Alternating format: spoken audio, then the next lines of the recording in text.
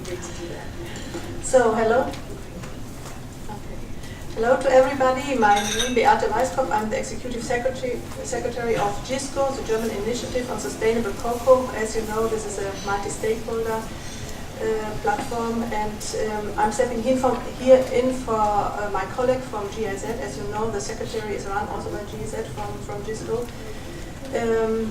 And I think there are some interesting results of this study I would like to show you. So the question is, can Ivorian cocoa producers live on their income? I would like to give some information on the context, objectives and methodology of the study, and results and recommendations. With regard to the context and the importance of cocoa for the Ivorian economy, we heard such figures already today. More than 1.7 million tons per year is produced in Côte d'Ivoire. It is 15% of the GDP, 40% of the exports. There are more than 600,000 people employed in the cocoa sector, and it's a revenue source for more than 3 million people. Since 2011, several reforms have been implemented. The creation of a single structure, the Conseil du Café du Cacao, the implementation of the private-public partnership platform in Côte d'Ivoire, which is, we heard also, is a very successful platform. Côte d'Ivoire was coming back to the stabilization and repayment to the producer of 60% of the cocoa price. It was established the National Cocoa Development Program called DECOUC, which was updated in 2014. What are now the objectives of the study? The objectives are to give answers to those two questions. What is the current level of income of cocoa farmers' households in Côte d'Ivoire, and does this income allow them to meet their needs? And methodology was used. There was a survey made from randomly choosing 650 households in all of the cocoa growing regions. First results with regard to the farm characteristics. We had an average area of 4.9 hectares of cocoa growing. The average age of the plantations was 20.1 years. 80% more or less was used with traditional varieties, and 41% was used in association with other crops. And 42% of the producers are members of the producers, which was investigated, were members of a cooperative. If we see here the average yield, kilogram per hectare, so we could see also a slight increase from 2012 to 2014 from 469 kilogram to 486 kilogram. The household composition, so the average size of the household was 8.5 members. The numbers of persons active in cocoa were 6.6 persons. And with regard to the age structure and gender structure, there are 2.58 persons with the age less than 7 to 17, and 2.17, 18 and more. Men and women are 1.87 persons. With regard to the results, here we can distinguish between different operating models. So if you see, if you have a look at those two graphics, the first one here is gross margin of cocoa production with paid labor, and the other one is with family labor. Of course, the gross margin with family labor is higher, as you see here. What is interesting also is, if you see in those two graphics, the first column is always with new varieties, with hybrid varieties, and what's called tout venant here is local varieties. So that is in both different models, it's really a huge difference with regard to the gross margin if you use hybrid new varieties or the traditional varieties, and this is, I think, this is in agreement with what was presented by my colleagues before. So I put in the line below, I put the figures in euro because it's in francs CFA. You see, you can see really that if you're using traditional varieties with paid labor, I think the profitability is really very, very low.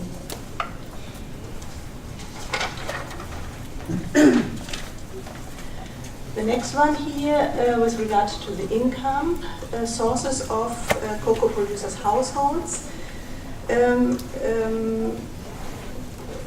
With regard to this study, 71% of the income is coming from cocoa, and the rest 29% is divided 11% from food crops, from hevea, from coffee, from oil palms, from work outside of the farm, from renting, and from animal production. If you have a look with regard to the distribution of households by income within the year, you see that more than 30% of the cocoa households which has been investigated have an income less than 300,000 FCFR, that is around less than 500 euros more or less. 22% are in the range of 500 euro to 1,100 euro. 20% are in the range of 1,100 euro to 2,200 euro, and another 22% are in the range of over 2,200 euro. So I calculated here the FCFR in euro. So you see the biggest part of the households which has been investigated are below 500 euro or below 300,000 FCFR per year. With regard to the needs of the households, on the left column we see household income, how is it distributed, how is it spent. Most of the income is spent, and that is nearly 30% for food. 23% is spent for equipment, 10% for education, and 8% for health. So these are the main areas where the income is spent. And on the next slide, these are some data with regard to the needs, how the income covers the actual needs. The needs have been calculated in this study based on each household member needs and taking into account also the living income calculation, which was presented before by Friedel. It was included also a need for business investment. That was included also. And the result here is that for the average family of 8 members and 4.9 hectare of cocoa, the average need is 4 million FCFR per year, so this is around 6,000 euro per year. And taking this data into as a basis, the result is that over 70% of producers are unable to cover 6 months of their annual needs with their cocoa income. So most of the families, or over 70%, do not even cover 6 months, and there are only a few percentage, only 8%, as you see, of the families who are able to cover really their needs.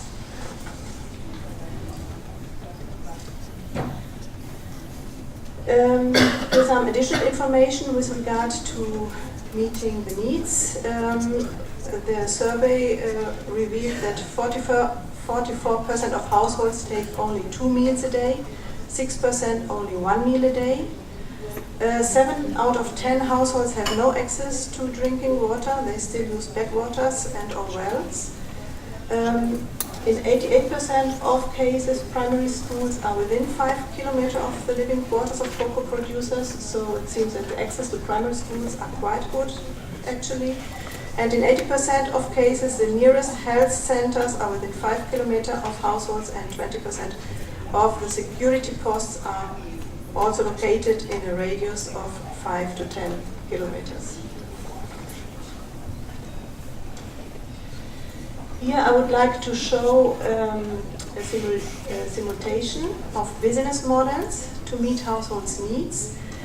Here in this graphic, 6 different business models have been analyzed. You see them here.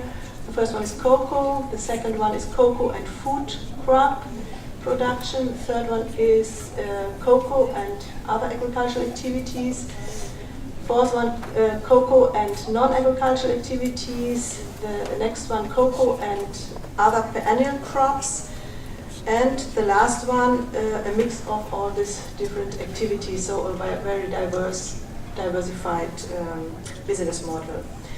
So within the first column shows how is the situation, the actual situation, if those farms would really meet their needs. They need an extension of their cocoa farm with regard to between 3 to 4 hectares. So the column shows here the extension, the necessary extension of cocoa farms, which is necessary that they could meet their needs. Within the different simulations which have been made here, always different factors have been changed. For example, in the second column, the price has been increased to 1,000 FCFR, which is rather realistic that this will happen still this year. We heard about that. So we see that the necessary extension is lowered down a lot, so it's from 2 to 3 hectare with regard to the different business models used. If we go to the fourth column, there the authors were modeling with a cocoa price of 1,420 FCFR.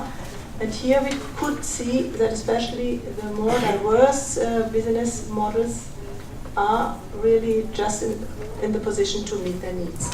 So I will not go now within all the different parameters which have been changed, but the conclusion here is that increased diversification has a direct impact on income and meeting of the needs of the families.